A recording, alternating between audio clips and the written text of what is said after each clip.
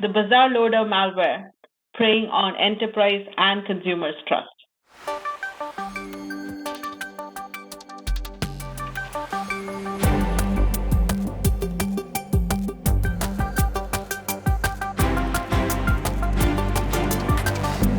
So, Bindu, I understand you've got a story for us about the BazarLoader malware?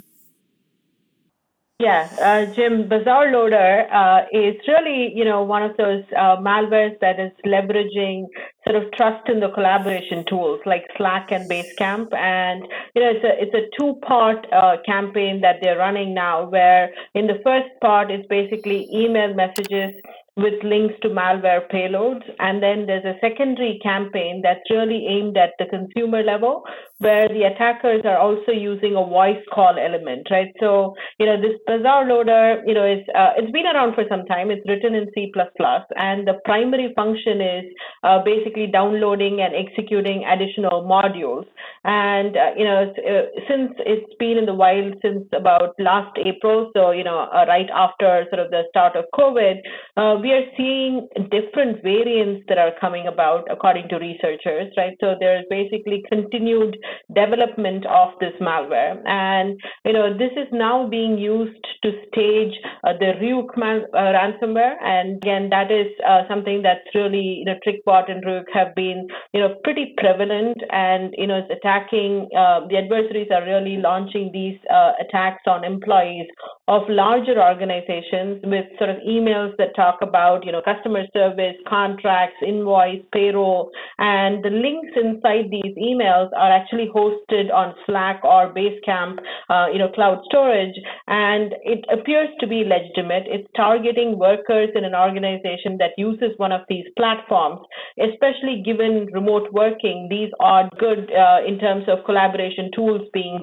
used prevalently, and we're seeing the attackers prominently displaying in the URL pointing to legitimate websites just to add that credibility. And they're also starting to use more, URL obfuscation to be able to really shorten that URL, so it's not obvious that it's an exe extension. And with that, what we're seeing is a lot of organizations, both at, target organizations that have these collaboration tools, as well as consumers, especially with this voice call element that's been added to it. It's really, showing how, spam messages are being sent to a victim, and, the content does not have anything suspicious. There's no personal information of any kind in that body of that email, no link, no file attachment. All it says is, hey, there's a free trial for an online service that you are the recipient of, and, it's going to expire in the next day or two. Here is a phone number to call. Otherwise, you're going to be sort of charged for the renewal. So it's really preying on that end user, a consumer, who may not be aware that it's not just about a malicious attachment. It's even about, calling a number and then getting like a friendly person on the other side who's giving them a link to a website. And then this soon-to-be victim is, trying to unsubscribe from a service, but then ends up, downloading, malicious attachments post that. This is interesting how, BazarLoader is sort of being, developed further and further and implemented in different variants to be able to target not just the enterprise customer, but also the end user as a consumer. Of course, it's not as mature as a TrickBot yet, but early versions of the same malware were not obfuscated. Now we are seeing more samples that's using encryption in the strings. So we really see how the malware business itself is the idea of taking something and tweaking it over months and really going after a targeted campaign is sort of in the future for something like this. So I thought it'd be good for all of us to know it's not just the email with a malicious attachment with an executable. It's also asking you to call a phone number and to be able to unsubscribe to something, and then giving you the link over the phone to unsubscribe, and you get there, and then you end up downloading a spreadsheet or a Word document that infects your computer after. Yeah, and that trick there of using the unsubscribe link to deliver the malware is kind of a nasty one, because in general, when I get spams kinds of stuff that I I click the spam button in Gmail or whatever, and it goes to the folder, and I just delete it. But especially with Gmail, if you click spam, it asks you if you want to unsubscribe and block, and it will follow the unsubscribe link that it finds in there. So, targeting this at consumers, especially folks who use something like Gmail, they're trying to protect themselves. They try to report it as spam, and they end up downloading the malware and, getting compromised anyway. So that's kind of a nasty. I'm not really surprised that the bad guys are doing it, but it is still kind of a nasty trick. So there are two things that really intrigue me about this story. The first being that, the mention of using phone numbers. So like somebody calls somebody back, and, a lot of people, I think even to this day, we're used to knowing that if we get a call on our phone, that it's probably, spam or something or phishing. But we don't necessarily always connect the fact that when we call somebody back, that they could still be a scammer on the other end of the line. So people need to be cognizant of that.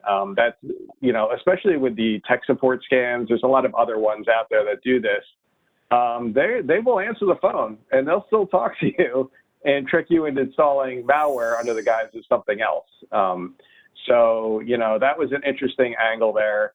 The other one that I was thinking about, there was some mention of maybe them pivoting this towards ransomware or things of that nature. One of the things I've noticed a lot lately over the past year or so maybe is, maybe 2 years.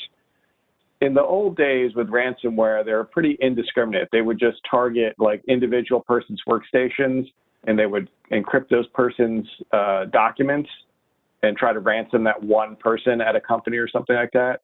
Nowadays, they seem to be, a lot of these groups seem to be more interested in getting a foothold in. They don't start encrypting stuff right away. They probe around, they try to find where the really important stuff is, and then they encrypt all that, and they hold the whole company ransom, and they can get a much bigger payout based on that. So that's something I would be very concerned and cognizant of. They do pivot to doing ransomware attacks. Just in general, people should be aware that that's, kind of the latest trend with ransomware, is that they look for the big payouts as opposed to the one-off payouts that they used to maybe 4 or 5 years ago. So, interesting. Yeah, and I think, given collaboration platforms, we're all using it, and, we don't really suspect, anything malicious in there, plus that, end user being targeted.